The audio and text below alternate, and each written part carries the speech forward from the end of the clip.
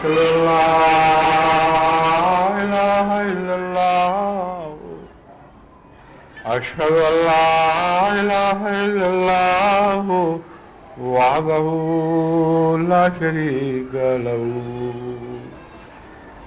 وأشهد أن محمدا عبده ورسوله أما بعد فأعوذ بالله من الشيطان الرجيم بسم الله الرحمن الرحيم الحمد لله رب العالمين الرحمن الرحيم مالك يوم الدين إياك نعبد وإياك نستعين اهدنا الصراط المستقيم صراط الذين أنعمت عليهم غير المغضوب عليهم ولا الضالين۔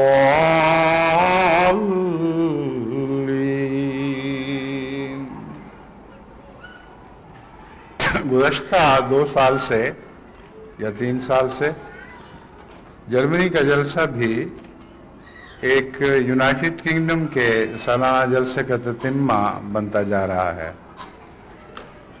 یعنی وہ تقریری مواد جو جلسہ سالانہ UK کے لیے تیار کیا جاتا ہے، اگر پورا بیان نہ ہو سکے، جیسا کہ اکثر بیان نہیں ہو سکتا، تو اس کا کچھ حصہ جو بچتا ہے وہ جرمنی کے جلسے کے لیے رکھ لیا جاتا ہے۔ تو گویا یہ دونوں مل کر اجتماعی طور پر عالمی سالانہ جلسہ بن جاتے ہیں۔ چنانچہ اس سال کے لیے بھی میں نے وہی خطاب چنا ہے جو UK کے جلسہ سالانہ پر کیا تھا، یعنی پردے سے متعلق بعض وضاحتیں، جو حصہ قرآن کریم کی آیات سے تعلق رکھتا تھا، یعنی براہ راست ان کی تفسیر سے، وہ تو میں بیان کر چکا ہوں، لیکن کچھ احادیث بھی چن کر اس مضمون پر روشنی ڈالنے کے لیے رکھی تھیں۔ کچھ اقتباسات تھے حضرت مسیح موعود علیہ السلام کے، ان کے ذکر سے پہلے ہی وقت ختم ہو چکا تھا۔ بس اب میں حضرت اقدس محمد مصطفیٰ صلی اللہ علیہ وآلہ وسلم کے الفاظ میں پردے کی روح کا بیان کرتا ہوں، تاکہ آپ لوگ اچھی طرح سمجھ جائیں کہ پردہ کیا چیز ہے، کون سی حفاظت مقصود ہے، اس کا مقصد کیا ہے، اور امید رکھتا ہوں کہ اس کو سمجھنے کے بعد انشاءاللہ آپ سب میں ایک پاک تبدیلی پیدا ہوگی۔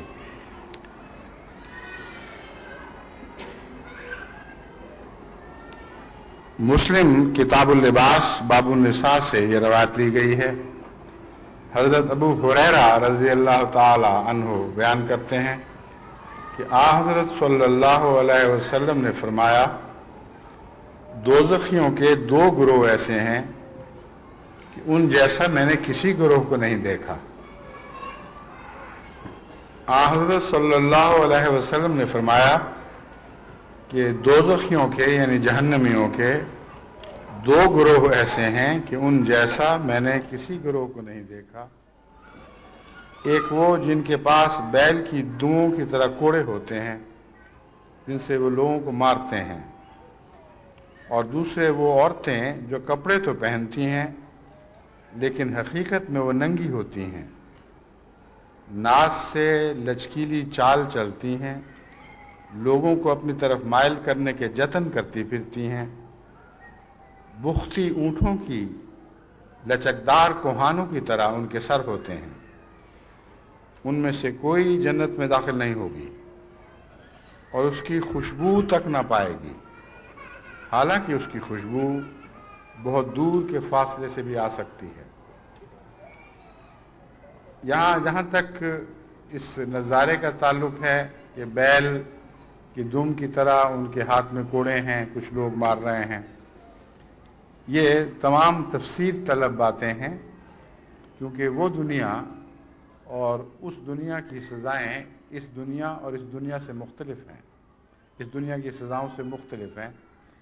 محض ایک تصویر کشی ہے تاکہ آپ کو کچھ اندازہ ہو کہ وہاں کے حالات میں بھی وہ سزا ایسی ہی بھیانک معلوم ہوگی جیسے یہاں کے حالات میں یہ نقشہ جو کھینچا جا رہا ہے آپ کو بھیانک معلوم ہوتا ہے۔ ورنہ حقیقت یہ ہے کہ جہنم اور جنت دونوں کی ایسی روحانی شکلیں ہیں جن کا کوئی انسان تصور نہیں کر سکتا، اور آن حضرت صلی اللہ علیہ وآلہ وسلم نے خود بھی یہی فرمایا ہے، کیونکہ قرآن کریم نے بڑی وضاحت کے ساتھ یہ بات کھول دی ہے کہ جنت اور جہنم دو اس قسم کی چیزیں ہیں جو بیک وقت ایک ہی فضا میں رہ سکتی ہیں۔ تمام کائنات پر جنت محیط ہے، اور آن حضرت صلی اللہ علیہ وآلہ وسلم نے اس آیت کی تفسیر میں فرمایا کہ اسی ساری کائنات پر دوزخ بھی محیط ہے۔ گویا جہاں تک سپیس کا تعلق ہے، جہاں تک مکانیت کا تعلق ہے، جنت اور جہنم میں کوئی علیحدہ مقام مقرر نہیں، بلکہ ایک ہی جگہ میں ایک ہی وقت میں جنت اور جہنم کی کیفیات کو مختلف روحیں اپنے اپنے رنگ میں محسوس کریں گی۔ بس ایک تو وضاحت ضروری تھی کہ اس قسم کی حدیثیں جن میں جنت اور جہنم کے نقشے آپ پڑھتے ہیں، یا قرآن کریم کی بعض آیات جن سے بعض ظاہری تصویر کشی نظر آتی ہے، ان کو بین ہی انہی لفظوں میں نہیں لیا جا سکتا، کیونکہ قرآن کریم بتاتا ہے کہ وہ دنیا اور ہے، اور اس کا کوئی تصور اس دنیا کی آنکھ یا اس دنیا کے کان یا اس دنیا کے دل نہیں کر سکتے۔ اس تمہید کے بعد میں پھر اب واپس اس موضوع کی طرف آتا ہوں۔ آپ نے عورتوں کو جہنم میں دیکھا اور اس کی ایک خاص وجہ بیان فرمائی۔ آپ نے فرمایا میں نے ان عورتوں کو جہنم میں خاص طور پر دیکھا جو بالارادہ اس طرح بن سنور کر نکلتی ہیں کہ لوگوں کی توجہ ان کی طرف پھرے، اور ان کی چال لچکیلی ہو جاتی ہے، ان کی باتوں میں ایسا لوچ ہے کہ وہ گویا دام میں پھنسانے کے لیے نکلتی ہیں، اور بظاہر کپڑے پہنے ہوتے ہیں مگر فی الحقیقت ان کے ننگ ان سے ظاہر ہوتے ہیں، بلکہ بعض قسم کے کپڑے بعض قسم کے اندرونی حسن کو نکھارنے کے لیے پہنے جاتے ہیں، چھپانے کے لیے نہیں۔ بس جہاں تک بے پردگی کا تعلق ہے، یہ بے پردگی کی بدترین قسم ہے۔ پردے کے متعلق تو آپ پوچھتی رہتی ہیں، یا میں بتاتا بھی رہتا ہوں کہ پردے کی روح کیا ہے، لیکن بے پردگی کو بھی سمجھنا چاہیے، کیونکہ اس کے بغیر آپ صحیح پردے کا تصور باندھ ہی نہیں سکتے۔ قرآن کریم نے جو معاشرہ پیدا فرمایا ہے، جس کی تفصیل حضرت اقدس محمد رسول اللہ صلی اللہ علیہ وآلہ وسلم کے ارشادات میں ملتی ہے، اس کی مرکزی روح یہ ہے کہ عورت جو فطرتاً سنگھار کرنا چاہتی ہے، خدا تعالیٰ نے اس کو فطرتاً نرم بنایا ہے، جاذب نظر بنایا ہے، پرکشش بنایا ہے، وہ مزید اضافوں کے ساتھ اس طرح باہر نہ نکلے کہ سوسائٹی پر ایک ابتلا لے آئے، اور ہر بری آنکھ اس پر اور بھی بری نیت سے پڑنے لگے، خواہ ایسی عورت کا مدعا یہ ہو یا نہ ہو کہ لوگ مجھے دیکھیں اور میری طرف مائل ہوں اور میں اسی طرح ان کا جواب دوں۔ لیکن جہاں تک سوسائٹی میں ایک ہیجان پیدا کرنے کا تعلق ہے، جہاں تک دلوں میں ایک آگ بھڑکانے کا تعلق ہے، یہ عورت उस आग लगाने में कामयाब हो जाती है और फिर उसके नतीजे में बहुत सी मासूम औरतें नुकसान उठाती हैं, क्योंकि ऐसी सोसाइटी जहां बिल इरादा मर्दाना जज्बात से खेला जाए और उन्हें अंगेख्त किया जाए, खा वो अंगेख्त करने वाली तीली लगाकर एक तरफ हट जाए, मगर ऐसी सोसाइटी में फिर औरतों पर हमले, उनकी बेइज्जती, उन पर जुल्म सितम की जो वारदात होती हैं, उनकी वो औरतें जिम्मेदार हैं जिन्होंने सोसाइटी में हिजान पैदा किया है। बस हज़रत सल्लल्लाहु अलैहि वसल्लम ने जो नक्शा खींचा है वो बिल्कुल दुरुस्त है।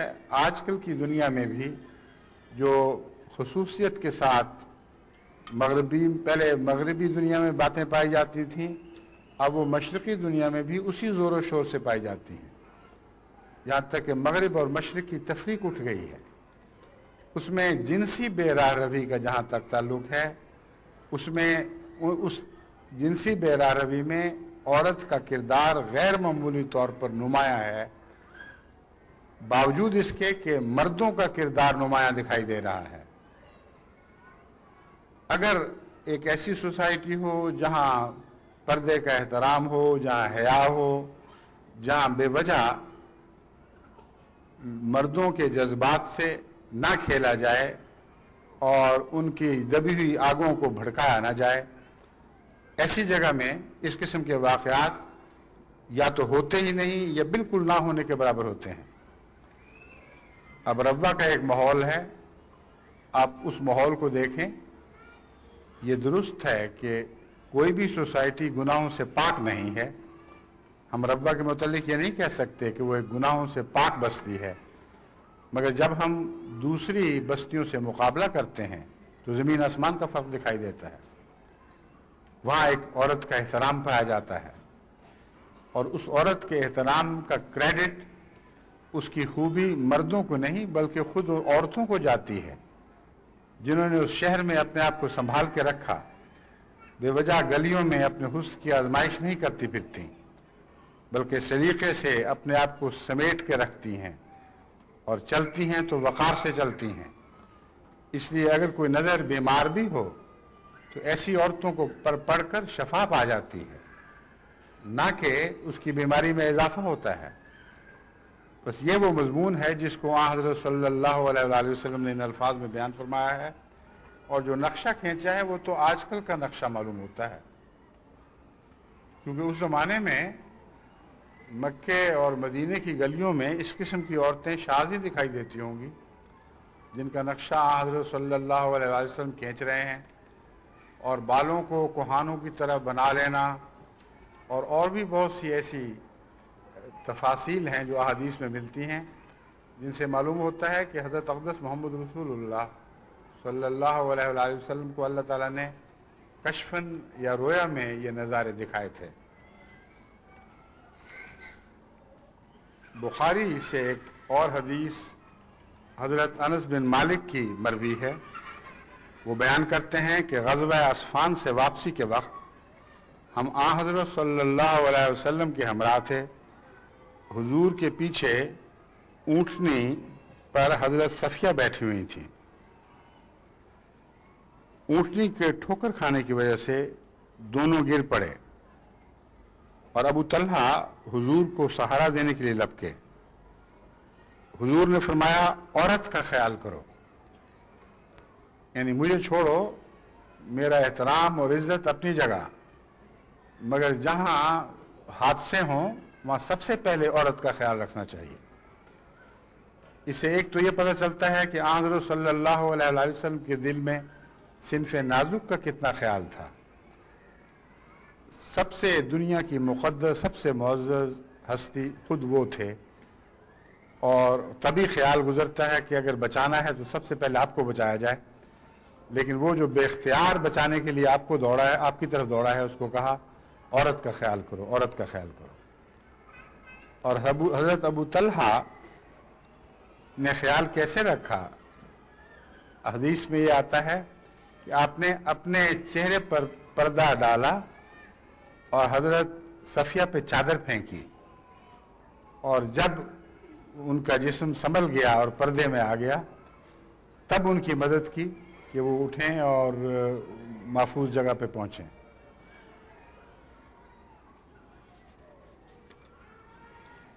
अबू दाऊद किताबुल लिबास अबू दाऊद किताब है एक हदीस की, उसमें किताबुल लिबास में ये रवायत है, हज़रत अब्दुल्ला बिन अब्बास बयान करते हैं कि हज़रत सल्लल्लाहु अलैहि वसल्लम ने ऐसी औरतों पर लानत भेजी है जो मर्दों की मुशाबहत इख्तियार करती हैं, और ऐसे मर्दों पर भी लानत भेजी है जो औरतों की मुशाबहत इख्तियार करते हैं। अब ये वो बातें हैं जो मुझे, जहाँ तक मैंने उस ज़माने की तारीख़ का मुतालिया किया है, उस ज़माने के मुआशरे में पढ़ने में भी नहीं मिलती, लेकिन आज के ज़माने में ये एक आम बात है।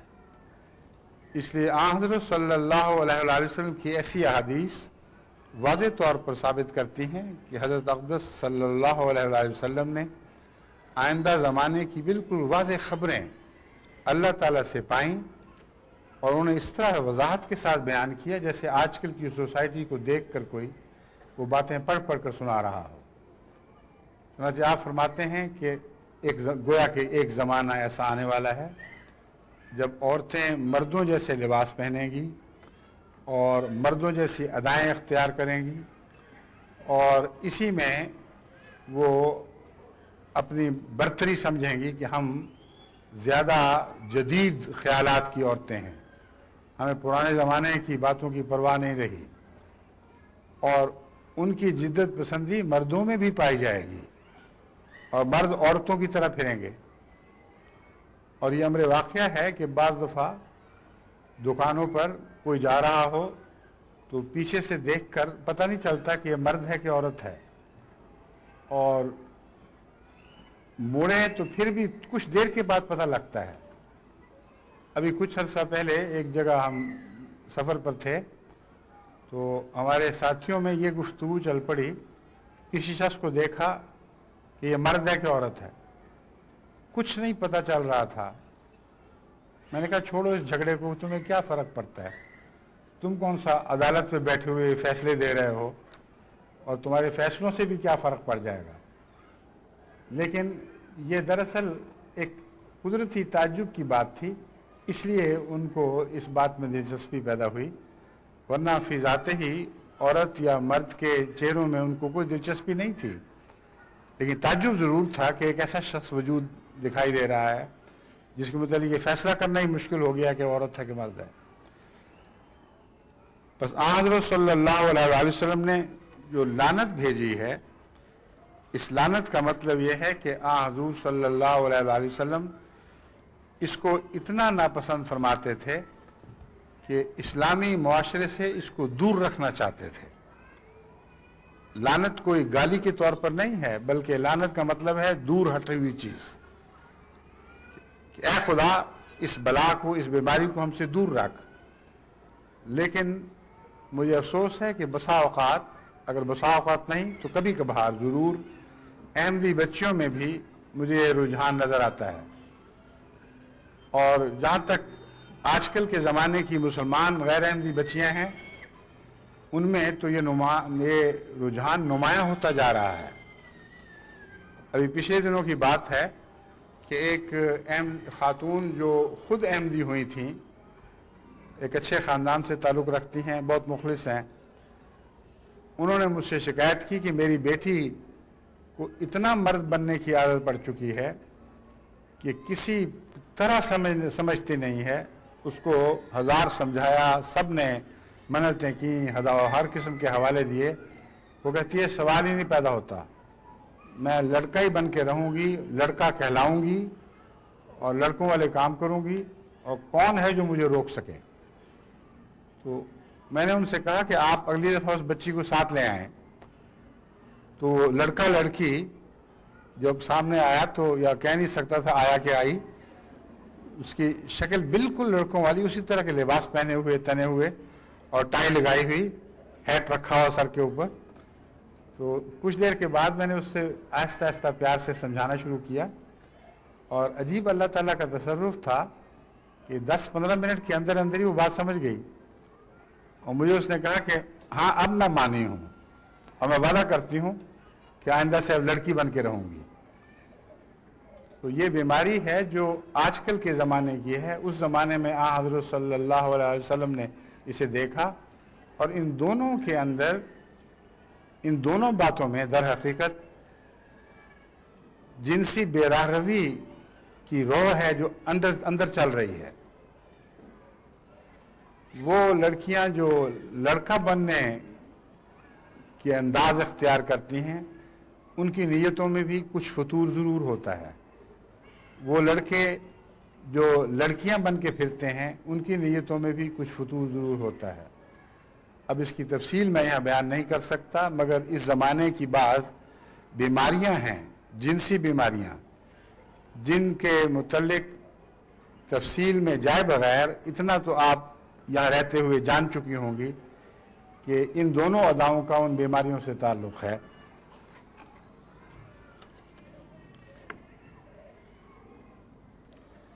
بعض دفعہ لوگ صرف نقالی میں ایسا کرتے ہیں، یعنی یہاں کی بچیاں بھی بعض طرزیں اختیار کر لیتی ہیں، میں اس لیے کہ اپنے کالج میں، اپنے اسکول میں، یونیورسٹیز وغیرہ میں وہ ایسی باتیں دیکھتی ہیں۔ حضرت صلی اللہ علیہ وسلم سے حضرت عبداللہ بن عمر رضی اللہ تعالیٰ عنہ بیان کرتے ہیں کہ آپ نے فرمایا، جو شخص کسی قوم کی نقالی کرے اور اس کی چال ڈھال رکھے، وہ انہی میں سے ہوگا۔ یہ جو لفظ ہے انہی میں سے ہوگا، یہ سمجھنے والا ہے، کیونکہ اس کا مطلب ایک تو یہ ہے کہ جو جیسا بننا چاہتا ہے اس کی فطرت بتا رہی ہے کہ در حقیقت اس کا دل ان میں ہے، اس کا دماغ ان میں ہے، اس لیے وہ بظاہر کسی اور قوم کے ساتھ تعلق رکھتا ہے، لیکن فی الحقیقت جہاں تک اس کی روح، اس کا دماغ، اس کا دل ہے، وہ اپنی قوم کو چھوڑ کر دوسری قوم کا ہو چکے ہیں۔ ایک تو یہ سیدھا سادہ نفسیاتی پیغام ہے۔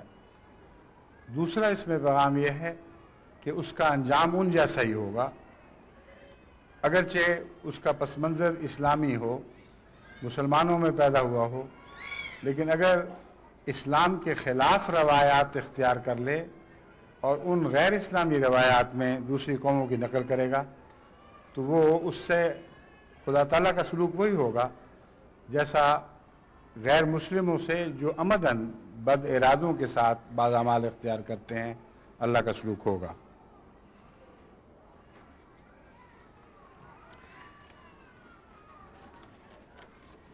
حضرت زید بن طلحہ حضرت صلی اللہ علیہ وسلم سے یہ روایت بیان کرتے ہیں کہ حضور صلی اللہ علیہ وسلم نے فرمایا، ہر دین و مذہب کا اپنا ایک خاص خلق ہوتا ہے، اور اسلام کا یہ خلق حیا ہے۔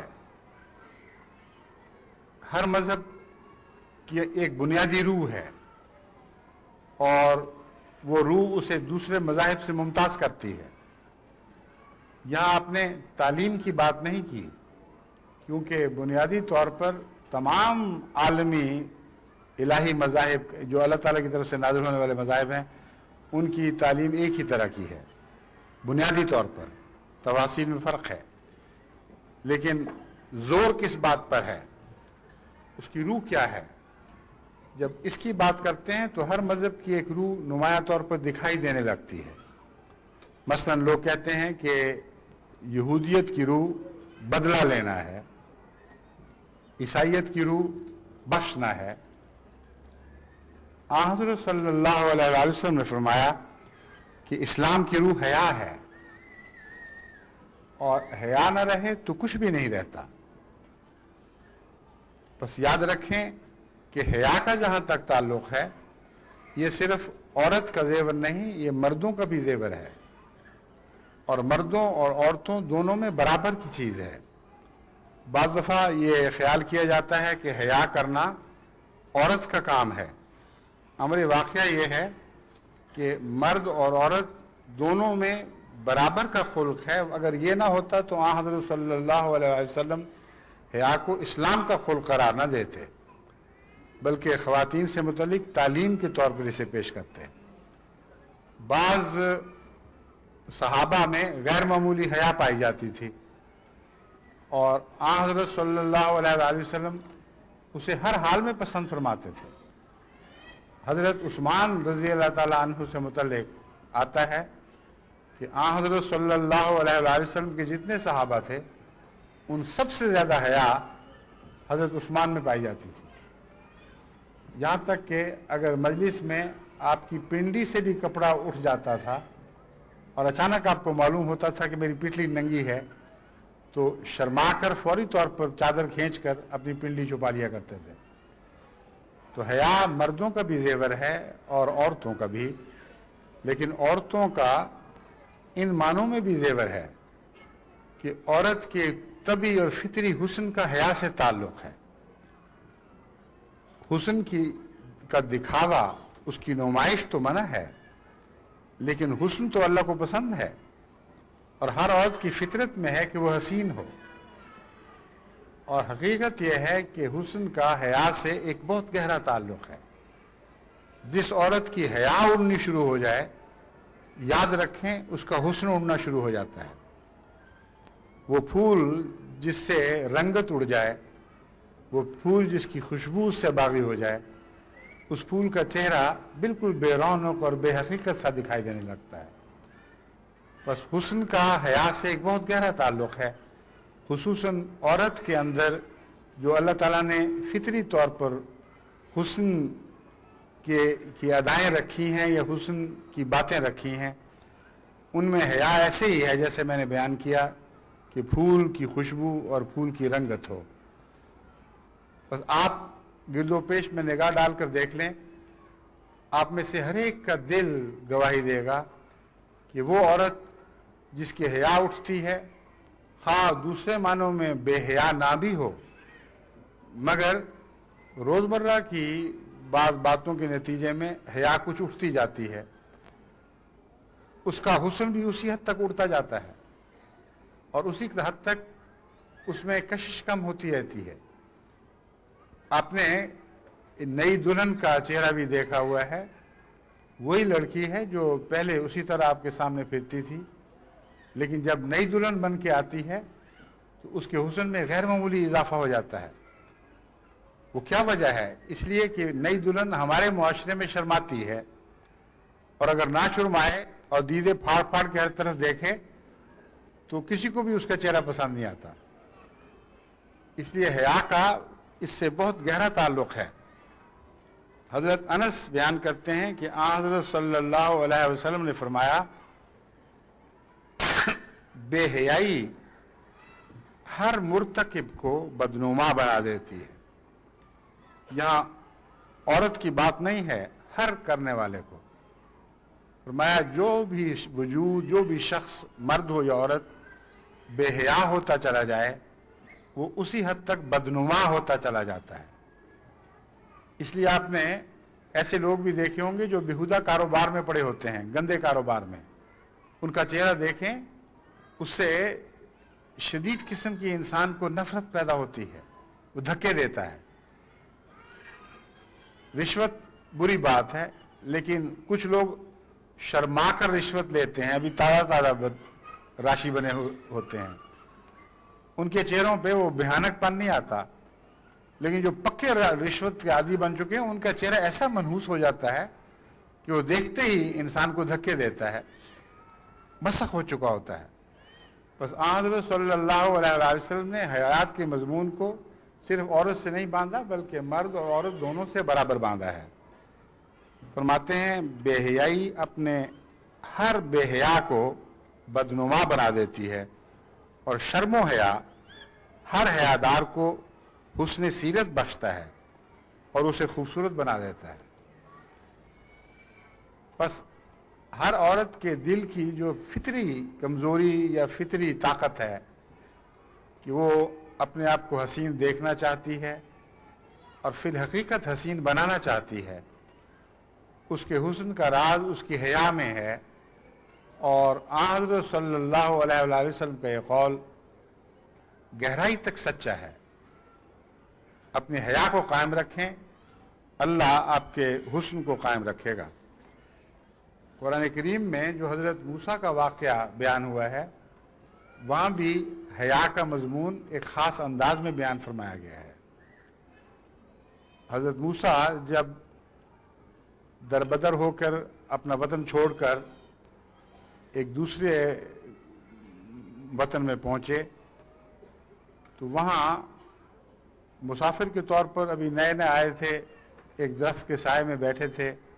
آپ نے دیکھا کہ وہاں کچھ گڈریے اپنے مویشیوں کو پانی پلا رہے ہیں اور ان کے مویشی کثرت کے ساتھ تھے، کیونکہ بعض واٹر ہولز کہلاتے ہیں، یعنی پانی پینے کی جگہیں جہاں جانور کافی دور دور کے علاقے سے لائے جاتے ہیں۔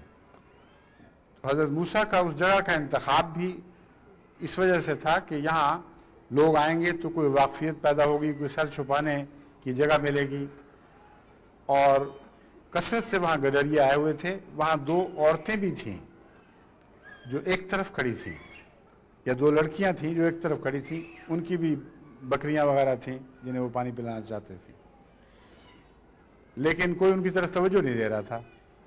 حضرت موسیٰ چونکہ غیر معمولی طور پر طاقتور اور جوان مرد تھے، آپ نے ان سے پوچھا کہ کیا بات ہے، تم ایک طرف کیوں کھڑی ہو؟ انہوں نے کہا جب تک یہ سارے مرد پانی پلا کر چلے نہ جائیں ہماری باری نہیں آئے گی۔ آپ نے کہا نہیں، میں پلاتا ہوں۔ چنانچہ ان کی بھیڑ بکریاں جو بھی تھیں یا جتنی بھی تھیں انہیں لے کر انہوں نے مردوں کو ہٹا کر پانی پلایا، اور واپس جا کر خاموشی سے اسی درخت کے نیچے بیٹھ گئے۔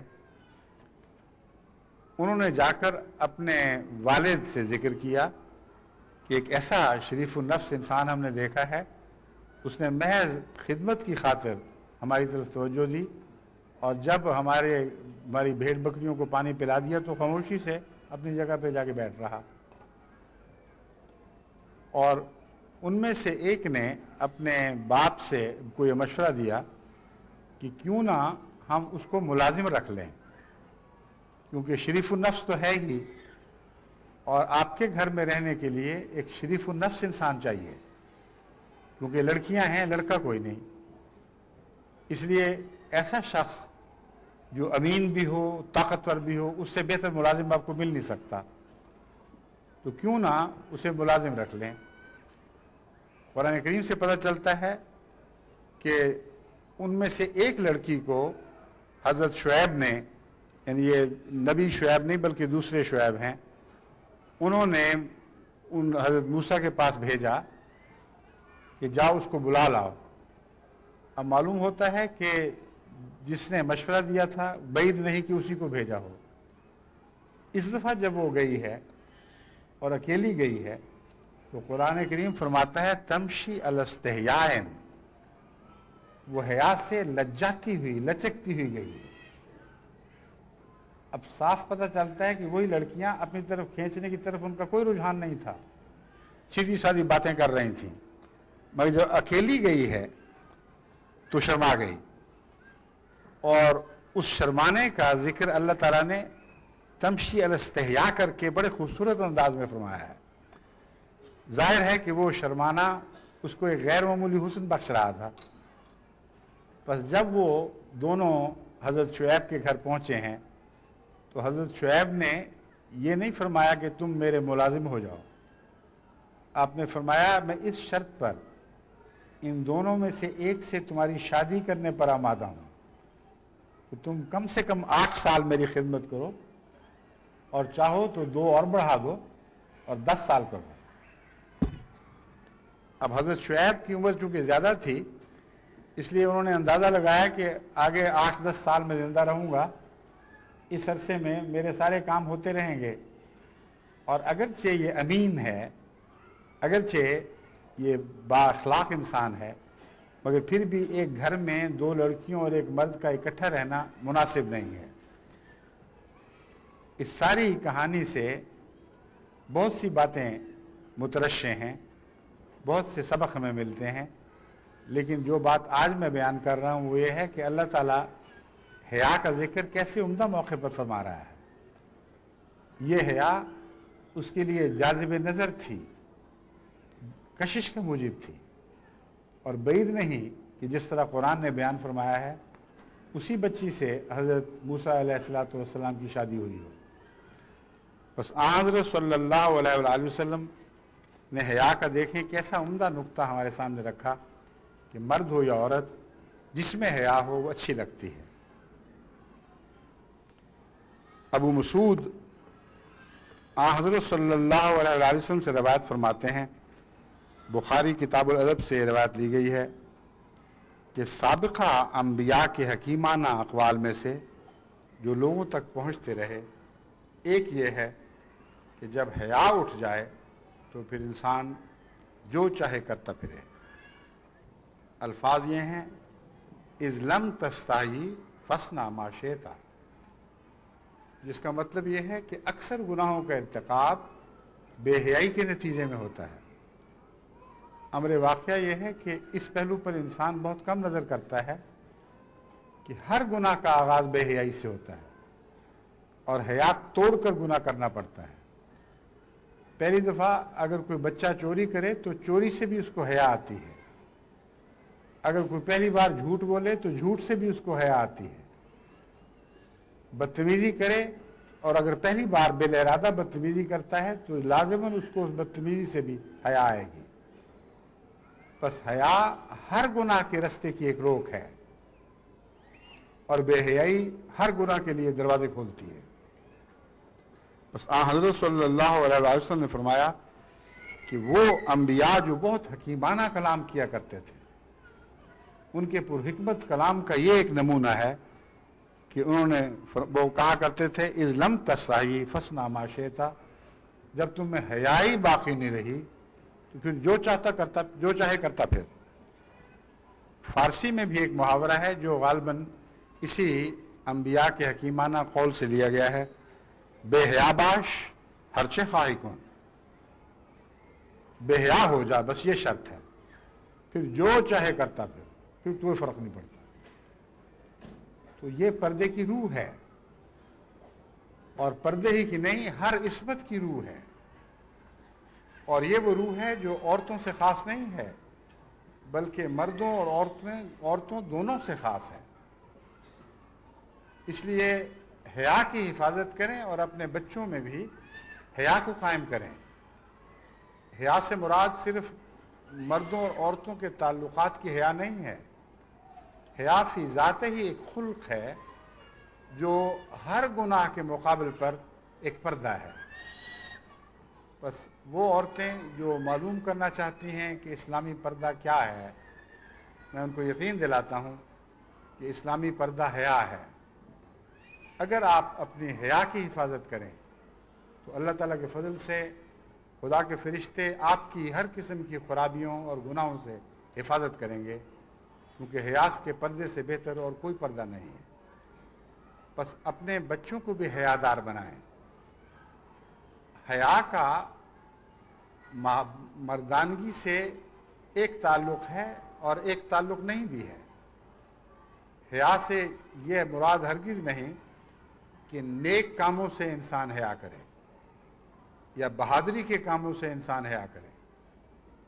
وہ مواقع جہاں جان دینے کی باتیں ہو رہی ہوں وہاں حیا بے حیائی ہے اور شرم کا مقام ہے، اور امر واقعہ یہ ہے کہ وہاں حیا کا مضمون بالکل الٹ جاتا ہے، کیونکہ ایسا شخص جہاں مرد جان دینے کے لیے آگے بڑھ رہے ہوں اور وہ پیچھے ہٹ رہا ہو، حیا اس کو مانے نہیں ہوا کرتی، بلکہ بہت ہی بڑا بے حیائی ہوگا جو ایسے موقع پہ مردوں سے الگ ہو کر پھر اس نیک کام سے محروم رہ جائے جو اس وقت کا بہترین کام ہے۔ یعنی جب جنگ کا دور ہو، جہاد ہو رہا ہو اور لوگ جانے دے رہے ہوں، اس وقت کوئی یہ نہیں کہہ سکتا کہ فلاں نے حیا کی وجہ سے فلاں حیا کی وجہ سے پیچھے ہٹ گیا۔ اس لیے بعض جگہ پیچھے ہٹنا حیا کا موجب نہیں بلکہ بے حیائی کی وجہ ہوتی ہے۔ بس موقع اور محل کے مطابق ان باتوں کے معنوں کو سمجھنا چاہیے، لیکن اس بات کو پیش نظر رکھتے ہوئے کہ اپنے بچوں کو بزدل نہ بنائیں، حیا کے بہانے ان کو ایسا نہ بنا دیں کہ ہر وہ کام جہاں ان کو آگے بڑھ کر حصہ لینا چاہیے اس سے وہ پیچھے ہٹ جائیں۔ یہ حیا نہیں ہوگی بلکہ نقائص ہیں یہ، اور ان کا کوئی بھی نام رکھیں یہ حیا نہیں ہے، مگر اچھی باتوں میں حیا اور بری باتوں سے حیا، یہ باتیں اگر آج ہماری مائیں اپنے کل کے بچوں میں پیدا کر دیں تو آئندہ نسلوں پر بہت بڑا احسان ہوگا۔ بہت سے جھگڑے ہمارے جو پردے کے ہیں وہ اٹھ جائیں گے۔ مجھ سے بہت سے خاندان ملنے آتے ہیں، فیملی ملاقات ایک عام محاورہ بن گیا ہے، اور بہت بڑا وقت میرا ان ملاقاتوں میں لندن میں بھی خرچ ہوتا ہے، باہر بھی۔ وہاں بعض خاندانوں کی خواتین کے متعلق مجھے یہ پوچھنا نہیں پڑتا کہ وہ پردہ کرتی ہیں کہ نہیں، برقع ہماری طرز کا لیتی ہیں کہ نہیں، ان کے چہروں میں متانت دکھائی دیتی ہے، ان میں وقار نظر آتا ہے، اور مجھے کوئی خاص پریشانی نہیں ہوتی۔ مگر بعض بچیاں اپنی اداؤں کے ساتھ مجھے فکر مند کر دیتی ہیں، ان کے بالوں کے کٹنے کا انداز، ان کا اپنے آپ کو ابھار کر پیش کرنا، بعض دفعہ میں حیران ہو جاتا ہوں، 10-11 سال کی لڑکی ہے اور بغیر شرم کے اچانک اپنا ہاتھ آگے مسافے کے لیے بڑھاتی ہے، اور بعض جگہ اسی عمر کی بچیاں شرما جاتی ہیں۔ مجھے جو ایسی بچیاں ہوں، خواہ پردے کا بظاہر حکم ان پر نہ بھی آیا ہو، ان کی ادائیں مجھے بتاتی ہیں کہ قابل فکر ہیں، یہ دوسروں کے معاشرے سے کچھ زیادہ ہی متاثر ہو چکی ہیں، اور یہ جو اس وقت کی شوخی ہے یہ کل کی بے حیائی بن سکتی ہے۔ بس بچپن ہی سے حیا کا خیال کریں اور حیا کی حفاظت کریں۔ یہاں جو یہ رواج ہے کہ لڑکیاں لڑکوں سے مصافحہ کرتی ہیں، بعض دفعہ ایسی صورت ہوتی ہے کہ چونکہ اس معاشرے کے حالات مختلف ہیں، ایک ڈاکٹر نے ہاتھ بڑھا دیا مصافحے کے لیے، ایک عورت اس وقت مجبور ہوتی ہے، وہ سمجھتی ہے کہ اس وقت ہاتھ نہ بڑھانا نقصان دہ ہو سکتا ہے، اس پر اسلام کا یا برا اثر نہ پڑے تو اپنی بے عزتی تو ضرور محسوس کرے گا۔ ایسی صورت میں اگر پہلے تنبیہ نہ کی گئی ہو تو بعض مجبوری کے طور پر میں سرسری سا ہاتھ دے کر اسے کھینچ لیتی ہیں اور محسوس کرتی ہیں کہ اچھا نہیں ہوا مگر میں مجبور تھی۔ مگر شوق سے ہاتھ بڑھاتے پھرنا ہر جگہ اس بہانے کہ یہاں کا معاشرہ اور ہے، یہ درست نہیں ہے۔ یہ آپ کی سوسائٹی کو لازماً بے حیا بنا دے گا، اور ایک دفعہ ایک جگہ ایک چیز کی شرم ٹوٹ جائے تو دوسری جگہ اور بھی بہت سی بے شرمیوں کو دعوت دیا کرتی ہے۔ بس یہ مضمون ایسا ہے جسے غور سے سمجھنا چاہیے، اس کو باریکی سے سمجھتے ہوئے اس کے تقاضے پورے کرنے چاہیے، کیونکہ ہم جس معاشرے میں یہاں بس رہے ہیں، اسلامی معاشرے کو کئی قسم کے خطرات درپیش ہیں۔ کچھ تو معاشرتی فرق ہیں جو طبعی ہیں اور قدرتی فرق ہیں، ان میں کوئی مذہبی فرق نہیں بلکہ قومی عادات کے فرق کا تعلق ہے۔ ایسے معاشرتی انداز اگر کسی ملک میں اپنا لیے جائیں تو یہ بد اخلاقی نہیں بلکہ اعلیٰ اخلاق کا مظہر ہے۔ کیوں ہم ان سے ہر بات میں کھنچ کر رہے ہیں؟ جن کی سرزمین میں آ کے بیٹھے ہیں ان کی اچھی باتیں اپنانا تو گناہ نہیں ہے، لیکن وہ معاشرتی اقدار جن کا مذہب سے ٹکراؤ ہے، جو نہ صرف آپ کے لیے نقصان دہ بلکہ خود ان کے لیے بھی نقصان دہ ہیں، وہاں سے بچ کر رہنا، وہاں سے ہاتھ کھینچ لینا اسلام آپ سے تقاضا کرتا ہے، اور آپ کی عقل بھی آپ سے تقاضا کر رہی ہے۔ اگر آپ نے ایسا نہ کیا تو آپ کی اگلی نسلوں کو ضرور نقصان پہنچے گا۔ مجھ سے ایک دفعہ یہی سوال انگلستان میں کسی نے کیا کہ ہمارا معاشرہ اور ہے، آپ کا معاشرہ اور ہے، آپ ہمارے ملک میں آ کر اپنے معاشرے پر جو زور دیتے ہیں تو ہم آپ کو اجنبی دیکھتے ہیں، آپ ہمیں جذب نہیں ہو سکتے، اس لیے ان وجوہات سے ریسزم کو تقویت ملتی ہے۔ اور یہ معمولی بات نہ سمجھیں، ہمارے لڑکے آپ کی لڑکیوں پر ہنستے آوازیں کستے ہیں، اور ایسے لڑکے جو عجب طریق سے رہتے ہیں، ہمارے نزدیک عجب ہے، ان کے اوپر بھی اسکول کی زندگی مشکل ہو جاتی ہے۔ تو اب ان باتوں کو چھوڑ دیں، وہ ہیڈ ماسٹر تھے جنہوں نے مجھ سے سوال کیا، ان کو میں نے سمجھایا تفصیل سے کہ معاشرتی فرق ہوتا کیا ہے، اور جہاں یہ فرق گناہ کا موجب نہیں ہے وہاں ہم شوق سے اسے اختیار کرتے ہیں اور کرنے دیتے ہیں، ہرگز کوئی حرج نہیں دیکھتے اس میں۔ اس لیے آپ خام خواہ ایک بات کو ضرورت سے زیادہ بے محل بڑھا کر پیش نہ کریں، حقیقت سے دیکھیں۔ چنانچہ اس کی تفاصیل میں نے بیان کی کہ آپ جس بات کو معاشرے کا فرق دیکھ رہے ہیں بعض باتوں میں، ہم ان کو معاشرے کا فرق نہیں دیکھتے۔ مثلاً ہیڈ ماسٹر کا ہی تعلق تھا۔ میں نے کہا ایک ہیڈ ماسٹر نے ایک احمدی بچے کو جس کی عمر 10-11 سال کی تھی مجبور کرنا شروع کیا کہ وہ دوسرے لڑکوں کے ساتھ بالکل ننگا نہائے۔ اس نے انکار کر دیا، اس نے کہا میں تو نہیں نہاؤں گا۔ اس ہیڈ ماسٹر نے یہ کہا کہ یہ ہمارے معاشرے میں تمہاری دخل اندازی ہے، تم اپنی معاشرتی اقدار اور اپنے تمدن کو ہم پر ٹھونس رہے ہو، اس لیے ہم یہ نہیں ہونے دیں گے۔ اگر تم نے تعلیم حاصل کرنی ہے تو اسی طرح تمہیں کرنا ہوگا، ورنہ اسکول سے نکل جاؤ۔ اس کو میں نے سمجھایا کہ آپ خود ان باتوں کو جانتے ہیں، آپ کا معاشرہ ان وجوہات سے بہت گندا ہو گیا ہے، کئی قسم کے بد رجحانات یہاں پیدا ہو چکے ہیں، اور خود بچے آپ کے اساتذہ سے بھی محفوظ نہیں رہے۔ ایسی صورت میں آپ تمدنی معاشرتی فرق کہہ کر ان برائیوں کو یہاں جاری کریں تو یہ کوئی اچھی بات تو نہیں ہے، یہ نقصان دہ ہے، اور آپ کا کوئی حق نہیں کہ کسی انسان کو اس کے نقصان پر مجبور کریں۔ اگر آپ کا تمدن برا ہے تو ہم کیوں اسے اختیار کریں؟ ہاں جہاں اچھی تمدن کی باتیں ہیں میں اپنے بچوں کو خود نصیحت کرتا ہوں کہ آپ بھی ویسا بنیں۔ یہ بات کیونکہ ان کے اپنے تجربے میں تھی اور پہلے ہی اس معاملے میں تلخی محسوس کر رہے تھے، کیونکہ ان کے بعض اساتذہ کا سلوک اپنے بچوں سے شریفانہ نہیں تھا، اس لیے فوراً انہوں نے اس بات کو قبول کیا۔ انہوں نے کہا ہاں میں سمجھتا ہوں، یہ بات بالکل درست ہے، کسی تمدن کسی معاشرے کو یہ حق نہیں ہے کہ کسی قوم کے اخلاق بگاڑے۔ میں نے کہا آپ کو تو ہم سے سیکھنا چاہیے، ہماری بہت سی ایسی باتیں ہیں جن کی آپ کے تمدن کو ضرورت ہے، اور تمدن کی تعریف یہ کر لینا کہ ایک ہی ملک کے حالات اس وقت کا اس کے ملک کا تمدن ہے جو بدل نہیں سکتا، یہ درست نہیں ہے۔ معاشرہ اور تمدن تو ایک ہمیشہ جاری رہنے والی تبدیل ہونے والی حالتوں کا نام ہے، مختلف وقتوں میں وہ بدلتی ہیں، اور مختلف قسم کے معاشرے ایک دوسرے پر اثر انداز ہو کر ایک دوسرے کو تبدیل کرتے چلے جاتے ہیں۔ کوئی قانون اس راہ میں حائل نہ ہو سکتا ہے، نہ حائل کرنا چاہیے۔ میں نے ان کو کہا کہ معاشرہ تو نام ہی گلدستے کا ہے، مختلف رنگوں کے مختلف خوشبوؤں کے پھول ہیں، وہ اکٹھے ایک جگہ ہوں تو خوبصورت دکھائی دیتے ہیں۔ ایک ہی طرح کی عادتوں کو اگر آپ اپنا لیں تو یہ تو فوجی ڈرل ہو جائے گی، اس کا نام معاشرہ نہیں ہو سکتا۔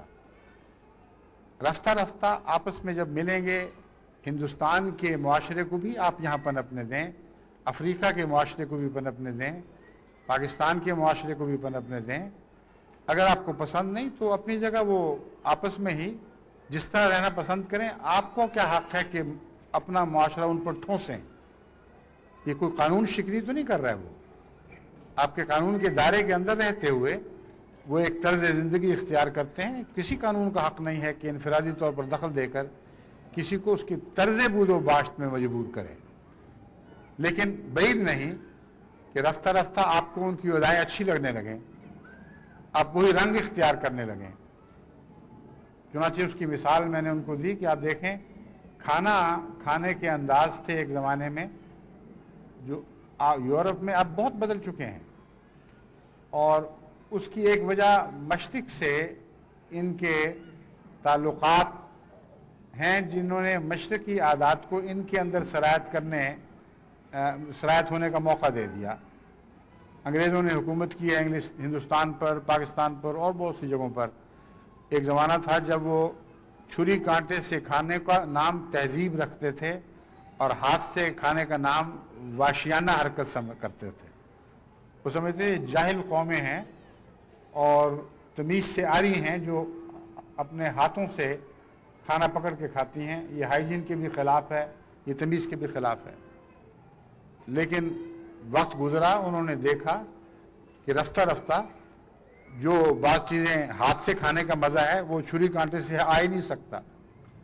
چنانچہ اب جتنے ان کے باربیکیو وغیرہ ہوتے ہیں ان میں چھری کانٹے پھینک دیتے ہیں اور ہاتھ سے پکڑ پکڑ کے کھاتے ہیں۔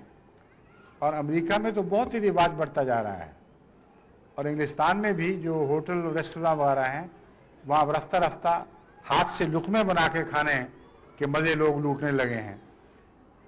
تو ایک تہذیب ایک وقت میں معیار سے گری ہوئی دکھائی دیتی ہے، دوسرے وقت میں انسان اسی کو اپنا لیتا ہے۔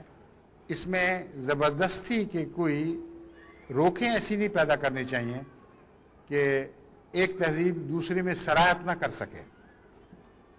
لیکن جہاں تک دینی تعلیم کا تعلق ہے، جہاں تک گناہوں کا تعلق ہے، وہاں یہ مضمون نہیں چلتا۔ وہاں خدا تعالیٰ نے بعض حدیں مقرر فرما دی ہیں۔ معاشرے کے نام پر نہ آپ کو وہ حدیں تجاوز کرنے کا حق ہے، نہ ان کا حق ہے کہ آپ کی حدیں توڑیں، اور حیا ان حدود میں سے ایک حد ہے۔ ہر وہ معاشرتی عادت، ہر وہ تمدن جو انسان کو بے حیا بناتا ہو، وہ مرد کے لیے بھی مہلک ہے اور عورت کے لیے بھی مہلک ہے اور ساری قوم کے لیے بھی مہلک ہے، کیونکہ جتنے گناہ پنپ رہے ہیں یہ بے حیائی کے نتیجے میں پنپ رہے ہیں۔ بس میں امید رکھتا ہوں کہ پردے کی روح کو سمجھتے ہوئے آپ حیا پر زور دیں گے، اپنی حیا پر بھی، اپنے بچوں کے حیا پر بھی، اور یقین رکھیں گے کہ حیا سے آپ کے حسن میں کمی نہیں آئے گی، بلکہ آپ کے حسن میں اضافہ ہوگا اور آپ کی خوبیاں اور چمکیں گی اور آپ کا گھر جنت نشان بن جائے گا۔ حیا کی نظریں خود شرماتی ہیں، حیا کی نظروں میں بے حیائی کا گھورنا آ ہی نہیں سکتا۔ بس پردہ ہے بے حیا نظروں سے، اور بہترین پردہ ہے، اور نظر کو سلیقہ اور ادب سکھانے کا بہترین ذریعہ بے حیا ہے۔ بس مردوں پر بھی لازم ہے کہ وہ حیا کریں، عورتوں پر بھی لازم ہے کہ وہ حیا کریں، اور اگر حیا ہو تو پھر یہ ظاہری پردے پر اتنا زیادہ زور دینے کی ضرورت باقی نہیں رہتی۔ مگر جب تک حیا نہ ہو اس وقت تک تو یہ لازم ہے، اس وقت تک ہم اس کو نظر انداز نہیں کر سکتے۔ چنانچہ حضرت اقدس مسیح موعود علیہ الصلوۃ والسلام نے اس مضمون کو بیان کرتے ہوئے فرمایا ہے، یورپ کی طرح بے پردگی پر بھی لوگ زور دے رہے ہیں، لیکن یہ ہرگز مناسب نہیں۔ یہی عورتوں کی آزادی فسق و فجور کی جڑ ہے۔ جن ممالک نے اس قسم کی آزادی کو روا رکھا ہے، ذرا ان کی اخلاقی حالت کا اندازہ کرو۔ اگر اس کی آزادی اور بے پردگی سے ان کی عفت اور پاک دامنی بڑھ گئی ہے تو ہم مان لیں گے کہ ہم غلطی پر ہیں۔ پھر فرماتے ہیں، مردوں کی حالت کا اندازہ کرو کہ وہ کس طرح بے لگام گھوڑے کی طرح ہو گئے ہیں۔ مردوں کی حالت کا اندازہ کرو کہ وہ کس طرح بے لگام گھوڑے کی طرح ہو گئے ہیں۔ نہ خدا کا خوف رہا ہے، نہ آخرت کا یقین ہے، دنیاوی لذات کو اپنا معبود بنا رکھا ہے۔ بس سب سے اول ضروری ہے کہ اس آزادی اور بے پردگی سے پہلے مردوں کی اخلاقی حالت درست کرو۔ بس جہاں تک خواتین کے حیا سیکھنے اور سکھانے کا تعلق ہے، میں آپ کو یاد دلاتا ہوں کہ اپنے مردوں کو بھی حیا سکھائیں، کیونکہ امر واقعہ یہ ہے کہ اس آج کل کے معاشرتی دور میں، یا آج کل کے معاشرتی اور تمدنی دور میں بہت بڑی ذمہ داری، بلکہ اکثر ذمہ داری مردوں کی بے حیائی پر ہے۔ چنانچہ حضرت مسیح موعود علیہ الصلوۃ والسلام نے صحیح مرض کی نشاندہی فرمائی اور صحیح جگہ انگلی رکھی۔ آپ فرماتے ہیں، اگر یہ درست ہو جاوے اور مردوں میں کم از کم اس قدر قوت ہو کہ وہ اپنے نفسانی جذبات کے مغلوب نہ ہو سکیں، تو اس وقت اس بحث کو چھیڑو کہ آیا پردہ ضروری ہے کہ نہیں۔ فرمایا اگر مردوں کی تربیت ہو جائے اور ان سے عورتیں امن میں آ جائیں اور یقین ہو کہ ان کے جذبات ان پر غالب نہیں آئیں گے، تو پھر یہ بحث جائز ہے، یہ بحث چھیڑنا جائز ہے کہ اب پردے کی ضرورت ہے کہ نہیں۔ ورنہ موجودہ حالت میں اس بات پر زور دینا کہ آزادی اور بے پردگی ہو، گویا بکریوں کو شیروں کے آگے رکھ دینا ہے۔ ان لوگوں کو کیا ہو گیا ہے کہ کسی بات کے نتیجے پر غور نہیں کرتے۔ کم از کم اپنے کانشنس سے ہی کام لیں۔ آیا مردوں کی حالت ایسی اصلاح شدہ ہے کہ عورتوں کو بے پردہ ان کے سامنے رکھا جاوے؟ قرآن شریف نے جو کہ انسان کی فطرت کے تقاضوں اور کمزوریوں کو مد نظر رکھ کر حسب حال تعلیم دیتا ہے، کیا عمدہ مسلک اختیار کیا ہے۔ قُل لِّلْمُؤْمِنِينَ يَغُضُّوا مِنْ أَبْصَارِهِمْ وَيَحْفَظُوا فُرُوجَهُمْ ذَلِكَ أَزْكَىٰ لَهُمْ، کہ تو ایمان والوں کو کہہ دے، یعنی ان مردوں کو جو مومن ہیں، کہ وہ اپنی نگاہیں نیچی رکھیں اور اپنے مخارج کی حفاظت کریں۔ یہ وہ عمل ہے جس سے ان کے نفوس کا تزکیہ ہوگا۔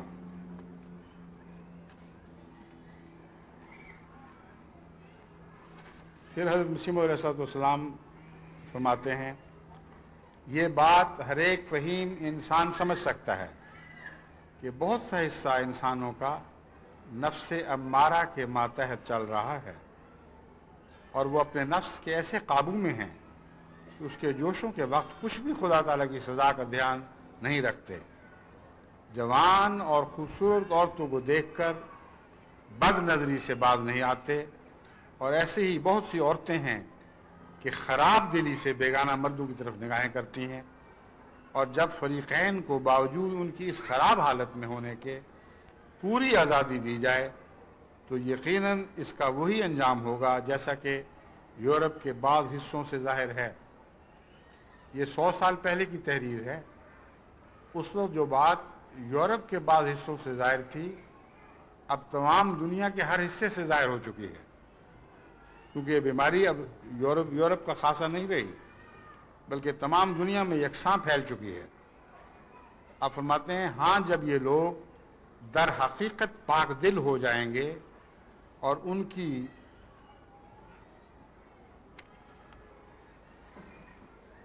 ایک لفظ یہاں ہے، ہاں، امارگی جاتی رہے گی۔ امارگی سے مراد ہے دل کی نفس کے اندر جو ہر وقت بدی کی طرف جھکنے کا رجحان پایا جاتا ہے، یا نفس ہمیشہ انسان کو حکم دیتا رہتا ہے کہ یہ کام کرو وہ کام کرو۔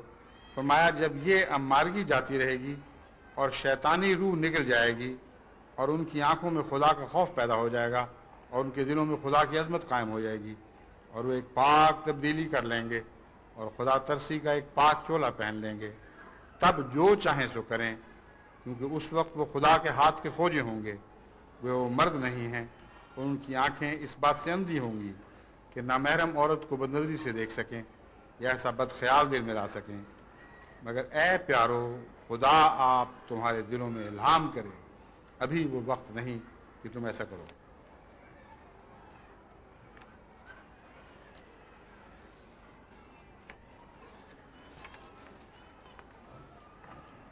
پھر اسلامی پردے سے متعلق حضرت مسیح علیہ السلام فرماتے ہیں اسلامی پردہ سے یہ ہرگز مراد نہیں ہے کہ عورت جیل خانے کی طرح بند رکھی جائے۔ قرآن شریف کا مطلب یہ ہے کہ عورتیں ستر کریں، وہ غیر مردوں کو نہ دیکھیں۔ جن عورتوں کو باہر جانے کی ضرورت تمدنی امور کے لیے پڑے، ان کو گھر سے باہر نکلنا منع نہیں ہے، وہ بے شک جائیں، لیکن نظر کا پردہ ضروری ہے۔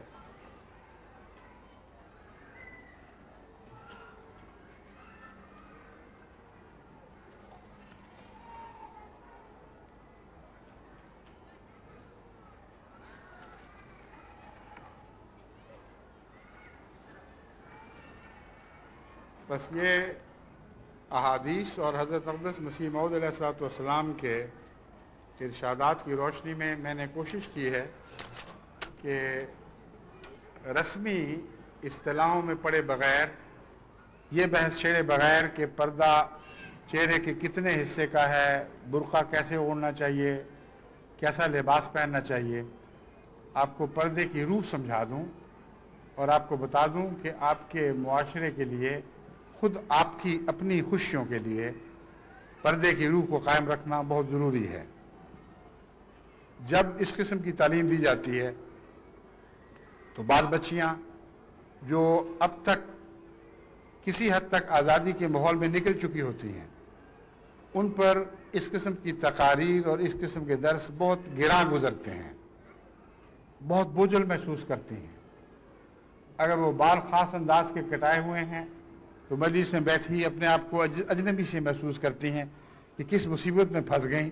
اگر ہمیں پتہ ہوتا کہ یہ باتیں ہونی ہیں تو ہم آتی ہی نہ یہاں۔ جن عورتوں کو بعض اور قسم کے سنگھار پٹار کی عادت پڑ چکی ہوتی ہے، دکھاوے کی عادت پڑ چکی ہے، اپنے جسم کی نمائش کی عادت پڑ چکی ہے، ان پر بھی یہ باتیں بہت گراں گزرتی ہیں اور بڑی مصیبت سے دم ساتھ کر وہ یہ وقت کاٹتی ہیں۔ لیکن میں آپ کو یہ بات سمجھانا چاہتا ہوں، خوب اچھی طرح آپ کو روشن کرنا چاہتا ہوں کہ یہ باتیں ہیں تو مشکل۔ اس قسم کا معاشرہ جیسا کہ حضرت صلی اللہ علیہ وآلہ وسلم نے بیان فرمایا ہے، جیسا کہ حضرت مسیح موعود علیہ السلام نے چاہا ہے کہ آپ میں پیدا ہو، بہت مشکل کام ہے، آسان نہیں ہے۔ وہ لوگ جو فیصلہ کرتے ہیں کہ ان باتوں کو ہم کلیتاً مان جائیں، وہ اپنے دل پر ایک قسم کی موت وارد کر لیتے ہیں۔ ان کو شروع میں یہ لگتا ہے کہ یہ زندگی چلو ٹھیک ہے، تو یہ تو موت کے مشابہ زندگی ہے، جہاں کوئی بھی دلکشی باقی نہ رہے، کوئی بھی دل میں تموج نہ رہے، ایک خاموش موت کے مشابہ مردہ کسی زندگی۔ لیکن اچھا، اگر اللہ کا حکم ہے تو یہی صحیح۔ ان کے دل بجھ سے جاتے ہیں اور وہ سمجھتی ہیں کہ اسلام ہے بڑا مشکل کام۔ لیکن میں آپ کو ایک اور بات سمجھانا چاہتا ہوں۔ اگر آپ وسیع نظر سے دیکھیں تو اس مشکل کی زندگی کے نتیجے میں دراصل آپ کے دل کی تسکین اور آخری آسائش ہے۔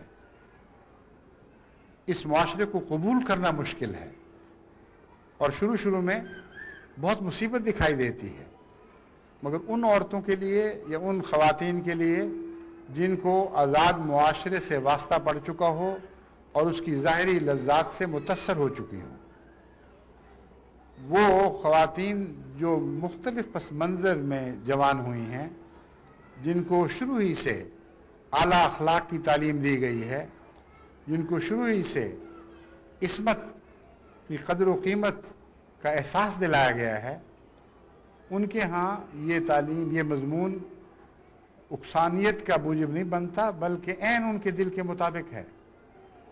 ان کو اگر یہ کہا جائے کہ کھلے بندوں پھرو اور ہر قسم کے کاموں میں بڑھ چڑھ کر حصے لو، اپنے بال کٹاؤ، اپنی نمائش کرو، تو ان کے لیے وہ عذاب محسوس ہوگا، مصیبت پڑ جائے گی کہ یہ کیا تعلیم ہے۔ بس یاد رکھیں، موسم کے مطابق باتیں ہوا کرتی ہیں۔ آپ کو یہ تعلیم اس لیے مشکل معلوم ہو رہی ہے کہ آپ کے موسم اور ہیں۔ آپ جس ملک، جس فضا میں سانس لے رہی ہیں، وہاں کا موسم مختلف ہے، اور اس وجہ سے آپ کے دل میں گھٹن محسوس ہوتی ہے کہ کون اس مصیبت میں پڑے۔ لیکن اگر آپ اس تعلیم کو اپنا لیں تو یاد رکھیں، صحیح سکون، سچی جنت اس کے نتیجے میں نصیب ہوگی۔ تصور تو کریں کہ آپ کے مرد آپ کے معاملے میں کلیتاً مطمئن ہوں اور آپ اپنے مردوں کے متعلق کلیتاً مطمئن ہوں، جو آپ ان سے چاہتی ہیں وہ ویسے ہی بنیں، اور جو وہ آپ سے چاہتے ہیں آپ ویسے ہی ہوں، تو دیکھو کیسا اعتماد دلوں میں پیدا ہوتا ہے۔ ایک اور پہلو سے بھی دیکھیں کہ جب آپ کی بچیاں بڑی ہو رہی ہوں اور جوان ہو رہی ہوں تو جس قسم کی آزادی آپ نے اپنے لیے پسند کی تھی، ان کے متعلق کیوں گھبراتی ہیں؟ وہی باتیں جب وہ بچیاں کرتی ہیں تو آپ اس سے گھبرا جاتی ہیں۔ آپ جانتی ہیں کہ ان کی عزت کا سوال ہے، ان کی دائمی خوشی کا سوال ہے۔ آپ جانتی ہیں کہ اگر یہ بے لگام ہو گئیں تو پھر ان کا مستقبل خطرے میں ہے۔ ان کو کبھی بھی چین اور سکون کی گھریلو زندگی نصیب نہیں ہو سکے گی. یہ ہمیشہ دوڑتی پھریں گی. ان کے خامند ہمیشہ ان سے بے اعتمادی کریں گے. نہ ان کو اپنے خامدوں پر اعتماد رہے گا، نہ ان کے خامدوں کو ان پر اعتماد رہے گا، اور یہ گھر جنت نشان نہیں رہے گا، بلکہ ایک ایسا جہنم کا نمونہ بنے گا جہاں نہ عورت کو لطف آئے گا نہ مرد کو لطف آئے گا. دونوں گھر سے ٹکرا کر باہر بھاگیں گے اور اپنی اپنی لذتوں کو باہر تلاش کریں گے. یہ اس کا برعکس مضمون ہے. بس اگر آپ نظر غائر سے دیکھیں، فکر کی آنکھ کھول کر مطالعہ کریں، تو آپ یقیناً اس بات پر مطمئن ہو سکتی ہیں کہ اللہ نے کوئی تعلیم آپ پر بوجھ ڈالنے کے لیے نہیں دی، بلکہ آپ کے بوجھ ہلکے کرنے کے لیے دی ہے. آپ نے جو باہر کی دنیا میں دیکھا ہے یہ اختیار کرنے کے لائق نہیں ہے. آخری تجزیے کی صورت میں خدا تعالیٰ کی تعلیم یہ ہے جو آپ کی جنت کی حفاظت کرتی ہے اور آپ کی سکون اور طمانینت کی ضمانت دیتی ہے.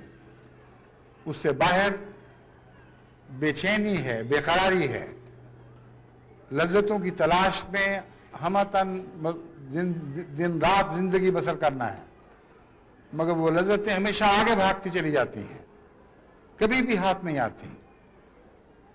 آپ نے اگر اپنے تربیت میں توازن نہ پیدا کیا، اگر نیکی کے ساتھ دل لگانے کا سلیقہ نہ سیکھا، اگر حسن و احسان کے ذریعے لذت حاصل کرنے کا آپ کو طریقہ نہ آیا، تو آپ کی زندگی دنیاوی لذتوں کی تلاش میں ہمیشہ سرگرداں رہے گی. آپ کو کبھی بھی چین نصیب نہیں ہو سکتا.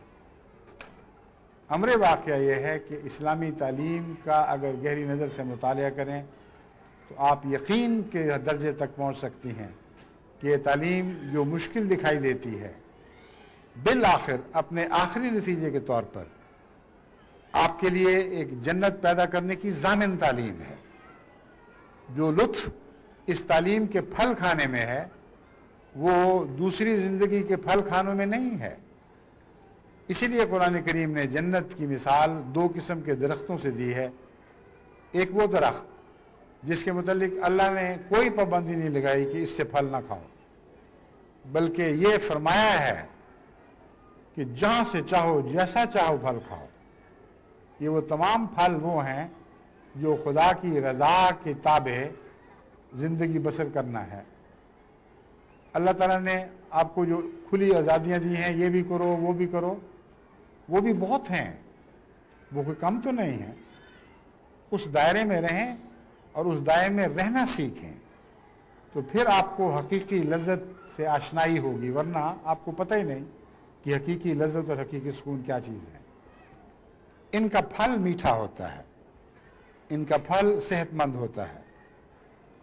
یہ پھل کھانے کے بعد جو رضا باری تعالیٰ کی جنت کے درختوں میں لگتا ہے، انسان کو کبھی بھی افسردگی نہیں ہوتی، کبھی پچھتاوا نہیں ہوتا، کبھی بے چینی نہیں ہوتی. مگر وہ پھل جس سے آدم کو منع کیا گیا تھا، وہ پھل جس سے حوا کو منع کیا گیا تھا، وہ خدا تعالیٰ کی نافرمانی کے درخت کا پھل تھا اور دیکھنے میں لذت والا تھا، لیکن اس لذت کے پیچھے شدید بے چینی تھی. اور یہی وہ نقشہ ہے جو قرآن کریم نے بڑی وضاحت کے ساتھ کھینچا ہے. فرمایا آدم اور حوا پھسل گئے، شیطان نے ان کو کہا کہ بہت مزے کا پھل ہے، یہی تو کھانے کے لائق ہے. جب انہوں نے کھایا تو پھر ان کی کمزوریاں ان پر ننگی ہو گئیں.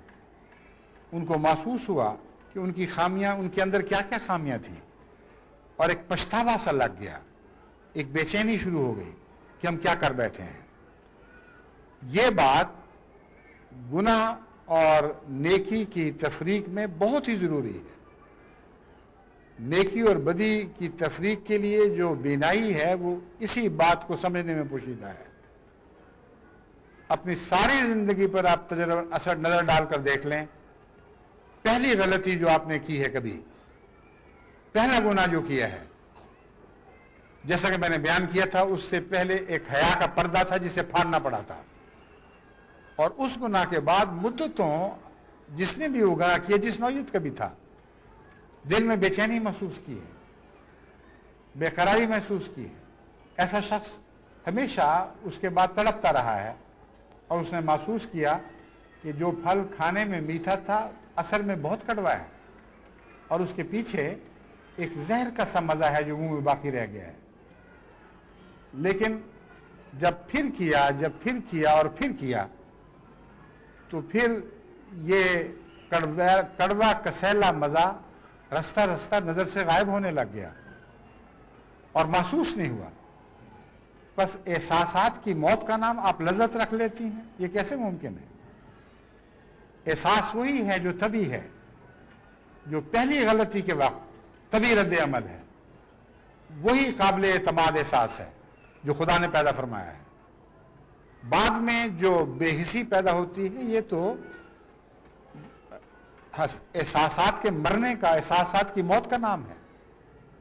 اس لیے نیکی اور بدی کے پھل کی جو عظیم مثال قرآن کریم نے ہمارے سامنے رکھی ہے اس پر آپ غور کریں تو ایک بات قطعی ہے کہ گناہ کا پھل اور نیکی کے پھل میں فرق یہ ہے کہ گناہ کا پھل کھانے میں مزیدار لگتے ہی جو ہی ختم ہوا پیچھے ایک شدید بے چینی چھوڑ جاتا ہے, بے قراری اور بدمزگی.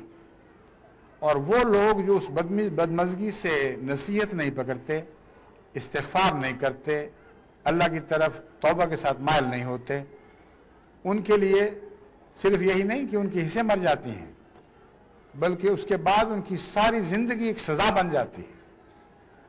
بد انجام کو پہنچتے ہیں, وہ خراب ہو جاتے ہیں, ان کے گھر خراب ہو جاتے ہیں, ان کے بچے اجڑنے لگتے ہیں. بس قرآن کریم کی تعلیم کو تخفیف کی نظر سے نہ دیکھیں, یہ کوئی ڈکٹیٹر کا حکم نہیں ہے آپ کے لیے. اللہ کا حکم ہے جو فطرت کی باریک در باریک پہلوؤں پر نظر رکھتا ہے, اور قرآن تعلیم عین فطرت کے مطابق ہے. بس میں امید رکھتا ہوں کہ ان امور کو سمجھنے کے بعد آپ یہ فیصلہ کریں گی کہ ہر وہ پھل جو ابتدا میں حیا توڑنے کے ذریعے حاصل ہوتا ہے اس پھل سے اجتناب کریں. حیا کا پردہ اٹھا کر یا اسے پھاڑ کر جس لذت کو بھی آپ حاصل کرتے ہیں یا کرتی ہیں وہ لذت گناہ ہے, اور وہ لذت آپ کے آخری مفاد کے خلاف ہے. اور پھر حیا رہے یا نہ رہے وہ بد اثر ضرور باقی رہتا ہے, اور ایسے لوگوں کا انجام بہت ہی بد ہوتا ہے.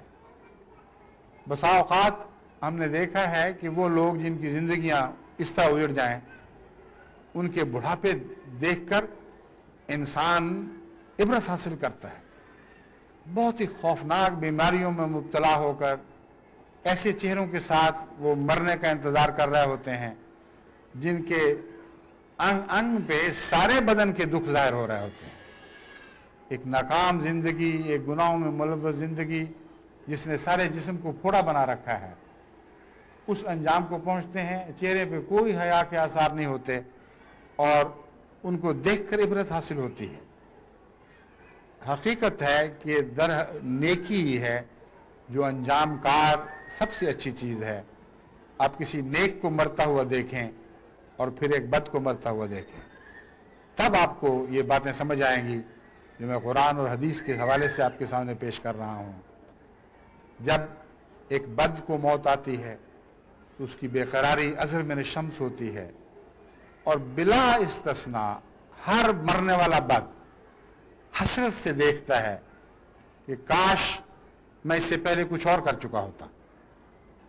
اور ہر نیک جو جان دیتا ہے وہ اپنی جان آفرین کے سپرد اتنی تمانیت سے کرتا ہے کہ اللہ تعالیٰ قرآن کریم میں بیان فرماتا ہے راضیۃ مردیہ. ایسی روحیں بھی ہیں, میرے ایسے غلام بندے ہیں کہ جب ان کی روحیں میرے حضور حاضر ہو رہی ہوتی ہیں تو راضیۃ مردیہ, وہ مجھ سے راضی ہوتی ہیں, میں ان سے راضی ہوتا ہوں, اور میں انہیں آواز دے کر کہتا ہوں فادخلی فی عبادی یا ایتھا النفس المطمئنہ ارجعی الی ربک راضیۃ مرضیہ, کہ اے میرے پاک بندے لوٹ آ میری طرف راضیۃ مرضیہ, اس حالت میں کہ تو مجھ سے خوش ہے اور میں تجھ سے خوش ہوں. फदखुली फी इबादी, मेरे बंदों में दाखिल हो जा, वदखुली जन्नती, और मेरी जन्नत में दाखिल हो जा। बस क्या आप पसंद नहीं करेंगे और क्या आप पसंद नहीं करेंगी कि हम में से हर एक को मरते वक्त ये आवाज़ आए कि मुझसे राज़ी होते हुए मेरे पास आ, ऐसी हालत में कि मैं तुझसे राज़ी हूँ। और ये आवाज़ आपने बनानी है इस ज़िंदगी में, जो मौत से पहले की ज़िंदगी है। अगर आप ये आवाज़ नहीं बना सकें तो मरते वक्त आपको आवाज़ नहीं आएगी। राज़ियतन का मतलब यह है कि सारी उम्र तू मुझसे राज़ी रहा, मेरे अहकाम से राज़ी रहा, जो मैंने तुझसे चाहा तू उसके मुताबिक अपनी ज़िंदगी को ढालता रहा। बस चूंकि ज़िंदगी भर तू मुझसे राज़ी रहा, अब मौत के बाद वक्त आ गया है कि मैं तुझसे राज़ी रहूं और हमेशा राज़ी रहूं। बस अल्लाह करे हम में से हर एक का अंजाम इस आवाज़, इस प्यारी आवाज़ को सुनते हुए हो, या अय्युहन नफ्सुल मुतमइन्नतु तुरजई इला रब्बिके, या अय्यतुहन नफ्सुल मुतमइन्नतु तुरजई इला रब्बिके रादियतम मर्दिया फदखुली फी इबादी वदखुली जन्नती, कि ए प्यारी रूह जो मेरी तरफ लौट कर आ रही है, इस हाल में मेरी तरफ लौट कि तू मुझसे राज़ी है या राज़ी रही हो और मैं तुझसे राज़ी हूँ। बस मेरे बंदों में दाखिल हो और मेरी जन्नत में दाखिल हो। अब जन्नतें तो बहुत सी हैं, ये वो लोग जो राज़ियत मर्दियाँ हैं, इनकी जन्नत को अल्लाह ने अपनी जन्नत करार दिया है। और इसका मतलब यह है कि सारी उम्र वो रज़ा की खातिर ज़िंदा रहे, और जिसकी रज़ा की खातिर रहे उसी का कुर्ब उनकी जन्नत बनता है। बस मेरी जन्नत से मुराद ये है कि तुम्हें हम सबसे आला दर्जे की जन्नत अता करेंगे, जो कुर्ब इलाही की जन्नत है। खुदा करे कि हम सबको यही नेक अंजाम नसीब हो। इसके साथ ही अब हम दुआ करते हैं, और आज का ये इजलास इस दुआ के साथ ख़त्म होगा। मुझे ख़त्म हो रहा है या अभी बाकी है? इसके बाद और भी तकरीरें हैं, इसके बाद और भी तकरीरें हैं, यही है मुश्किल। अब खामोशी के साथ मेरे साथ दुआ में शामिल हो जाएं। ये इजलास इस दुआ के बाद इख्तिताम पजीर होगा। आइए दुआ कर लें।